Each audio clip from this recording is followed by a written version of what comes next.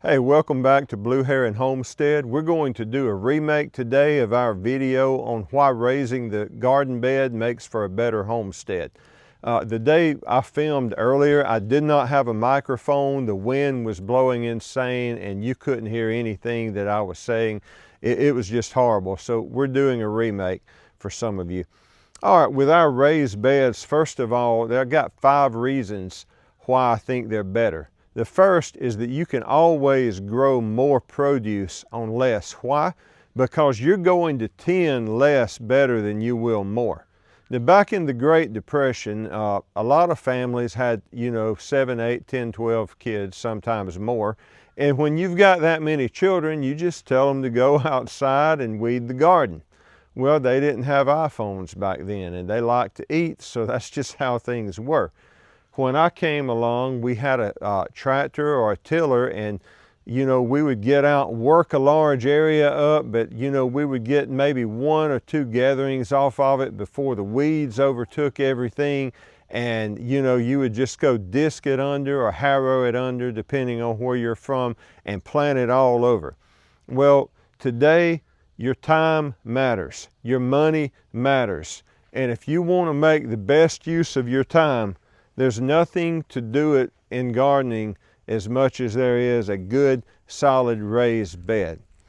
Now that's first point, less can be more. The second point about a raised bed is water conservation. Now this is a little setup I've designed here. We have our own well, but we still don't want to wear the well out. We want to use the water we need on the garden. We want to make sure it's very wet. This is just a simple Schedule 40 PVC pipe, 3/4 with a gate valve. You see the fittings. You can find this at any Lowe's or Home Depot. I actually think we ordered the sprinkler tips from Amazon, and they were very cheap, but this works wonders. And water conservation also means you save money, especially if you live in a city, because that means you get this thing called a water bill. I remember years ago when my wife and I, Jamie, we moved to Pensacola, Florida, and we had this wonderful little garden, and it was awesome. We grew $10 worth of produce, and it only cost me about $30 of extra water bill to do it. So lesson learned. Don't just put a sprinkler on in the yard and leave it. Water conservation matters, and whether it's like this with just a small circular or maybe a little bigger, you can adjust your pressure. This works better. And when you're done, see how easy that was. The third thing I want to point out to you is that you want to save your back. Now, most of you know what it's like to do this. And what does that affect? Well, I'm 49, and when I do that, it wears my back pretty good. I can take this, we've left the weeds here, but it's really not complicated. You just come in with a little bit of work, gradually go through, and it's so much easier. You keep your back straight, you work your shoulders, you work your arms, and it's just a whole lot easier. You harvest from an upright position. You plant from an upright position. You work and cultivate, you weed. I like these beds because they're 7 foot, and to me that's just a really good thing. So let's look at a final thing here. What type raised bed is the right bed for you? Well, that depends. If you're going to stay somewhere for any amount of time, I think gardening can be good. Let's say you have an apartment, or let's say you only are going to live in an area for 6 months, then you probably don't want to invest in something like this. But containers like this, you can purchase something similar at most of your big box stores or on Amazon. This is just a molasses tub. We use a lot of them because it's the resource we have. But you always want to make sure there are holes in the bottom. This one doesn't have any, so I'll make sure they're there. But you can fill these with soil. You can grow plants. These are great for a small, economical form of a raised bed. If you're going to be somewhere for 3, 4, 5 years, you have options. You may order something off Amazon, or consider what resources you have. You know, some people use concrete blocks. Some people use railroad ties, though I definitely want a barrier between the railroad tie and the soil. I've seen people in places like the UK, they'll take rocks and just stack rocks up because they've got an abundance of those there apparently. Fill it with soil, and they've got these wonderful stone raised garden beds. You may be in an inner city and you've got tons of bricks where they've torn down an old building. The question is really, what are the resources that you have? In my life, most of what I have had to work with has been wood. Now please excuse this. We're currently redoing this area, putting down a lawn or garden landscape fabric and putting these timbers back on top. But this raised bed we built last year. Here's what I love about it. We'll have corn in this probably next week. If you want to sit, you can just sit on the edge. I'm doing a video on how I made this bed earlier. We have that filmed. We haven't yet put the video together. One thing though with a raised bed, anytime you use pressure treated wood, put a barrier between the wood and the soil to protect your plants, okay? On this, we actually put a barrier between the soil and the wood to protect the wood, because if you take cypress like this and just put the soil right against it, it may last 3 or 4 years before it rots.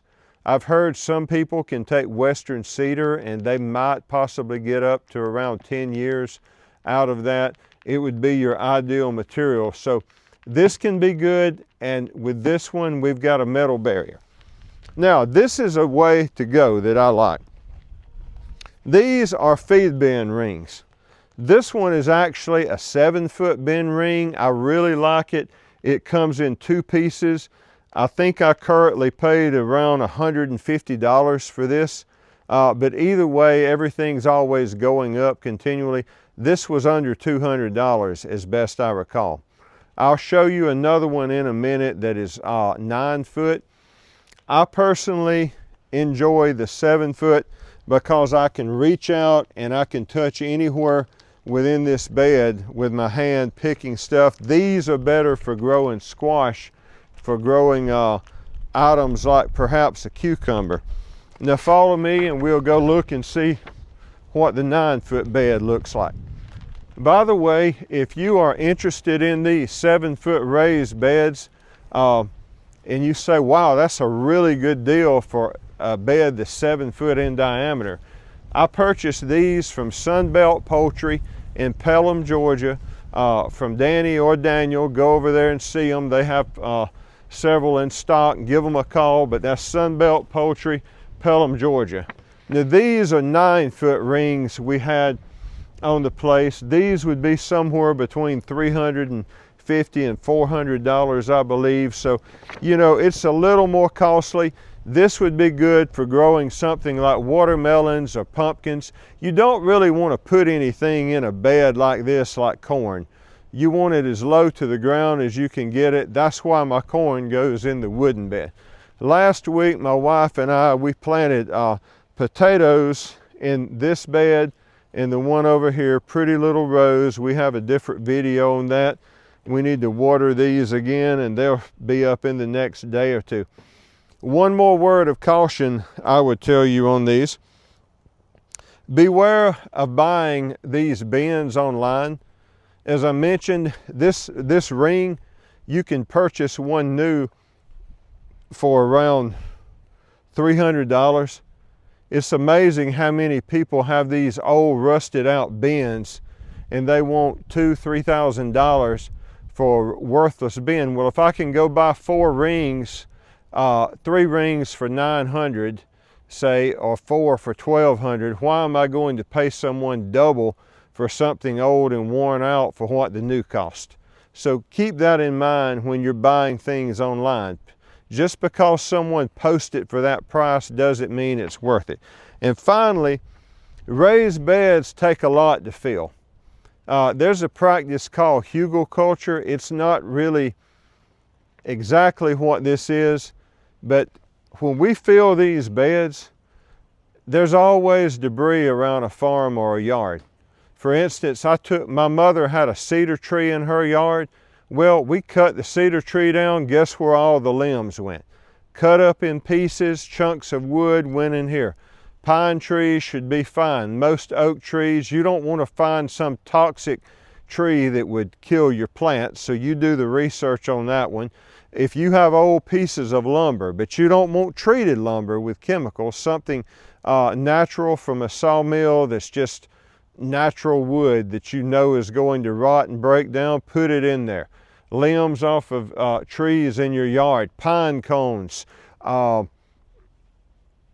you know, leaves, whatever you've got, just put it in the bottom of this. One thing, beware of hay, because most farmers, they spray their hay fields, and their hay fields have chemicals on that grass that when it gets in here, your plants may start growing, but when the roots hit that chemical was put there to kill all the weeds and let the grass live, so many garden plants will die. So don't put hay that you go buy from your local store, like let's say for instance Tractor Supply, Rural King, because chances are that hay has a lot of chemicals on it. So with that being said, use what you've got around your yard, use your resources, but for the money, if you're going to be somewhere any amount of time, find you some old bin rings like this. You get a lot more bang for your buck than you do with what you buy on Amazon. You can fill them up with yard debris. You can irrigate very easily, as we've just shown you, and it just makes a wonderful bed, and that's from someone that's been trying every form of raised bed I could get. But you may have a different resource, so part of it is about this. You use what works for you, you be creative, and just enjoy your life, enjoy what you're doing, enjoy your gardening. And I hope you found this video educational and informative, and more importantly, I hope you actually go garden, get your hands dirty, grow something green, and then put it on a grill and cook it. I hear eggplant's really good on a smoker. I don't know, with some butter on top. But we'll have to find out about that in another video. Well, thank you for watching. Please like and subscribe, and hope to see you again on Blue Heron Homestead.